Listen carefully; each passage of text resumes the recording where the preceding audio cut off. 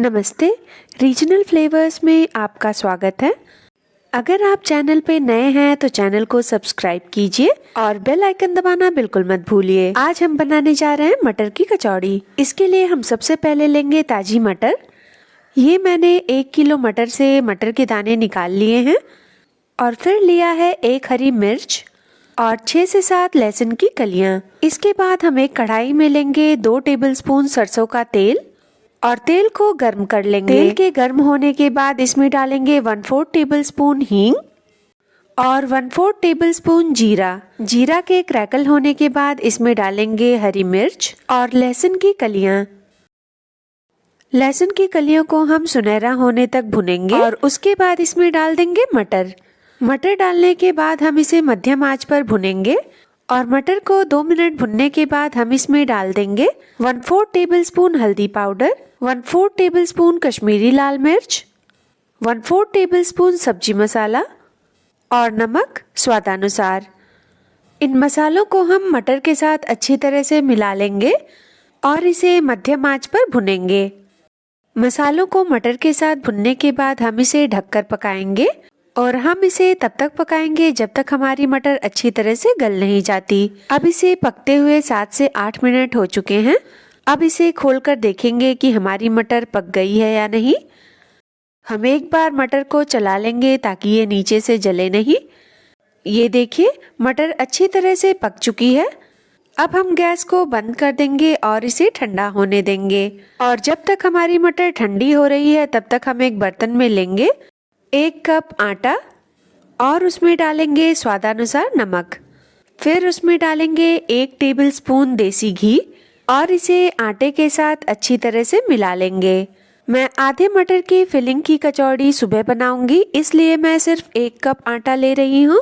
अगर आपको पूरी फिलिंग की कचौड़ियाँ एक ही बार में बनानी है तो यहाँ पर 2 से 2.5 कप आटा लगेगा। घी को अच्छी तरह से आटे में मिलाने के बाद हम इसमें डाल देंगे 1 टेबलस्पून रिफाइंड ऑयल और इसे भी आटे के साथ अच्छी तरह से मिला लेंगे और चेक करेंगे कि हमारे आटे में मोयन अच्छी तरह से लग गया है या नहीं। अभी इसमें मुझे मोयन कम लग रहा है तो इसमें मैं थोड़ा सा और तेल डाल दूंगी। अब इसमें मैंने 1 और टेबलस्पून तेल डाल दिया है और इसे भी पहले की तरह हम आटे में मिला लेंगे और चेक करके देखेंगे कि इस बार मोयन सही हो रहा है या नहीं। और ये देखिए, मुट्ठी बांधने पर अब ये अपना शेप होल्ड कर पा रहा है। इसका मतलब है कि मोयन अच्छी तरह से लग चुका है। इसमें थोड़ा थोड़ा करके पानी डालेंगे और इसका आटा गूंथ लेंगे। इसका आटा गूंथने के लिए आप कभी भी पानी एक साथ मत डालिए, वरना आटा बहुत गीला हो जाएगा, जो हमें बिल्कुल नहीं चाहिए।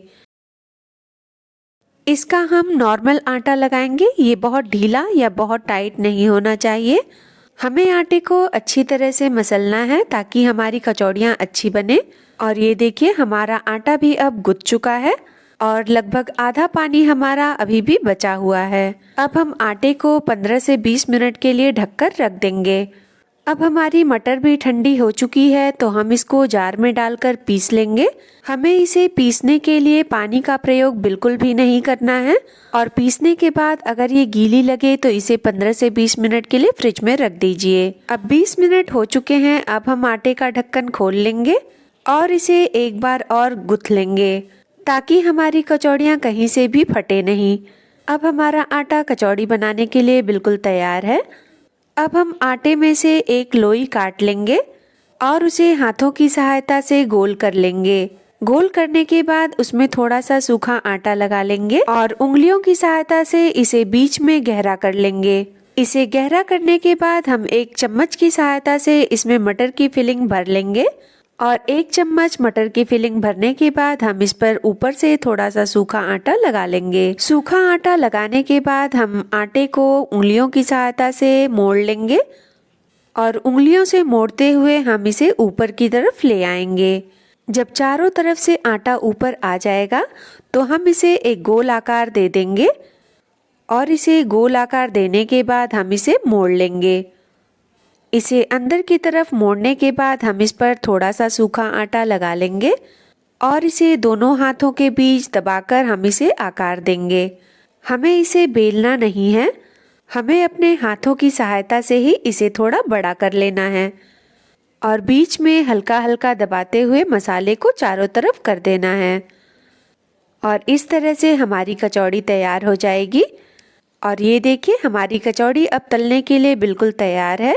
अब हम एक कढ़ाई में 1.5 कप तेल डालेंगे और इसे बिल्कुल धीमी आंच पर हल्का गर्म कर लेंगे। हल्का गर्म होने के बाद हम इसमें अपनी कचौड़ियाँ डाल देंगे और इन्हें बिल्कुल धीमी आंच पर तलेंगे। कचौड़ियों को आप बिल्कुल सावधानी से डालें ताकि तेल के छींटे आपके ऊपर ना आए। कचौड़ियों को हम एक तरफ से तलने देंगे। हमें इन्हें बिल्कुल तब तक नहीं छूना है जब तक ये एक तरफ से हो ना जाएं। अब ये एक तरफ से तल चुकी हैं। अब हम इन्हें पलट लेंगे और इन्हें पलटकर हम दूसरी तरफ से भी तलेंगे।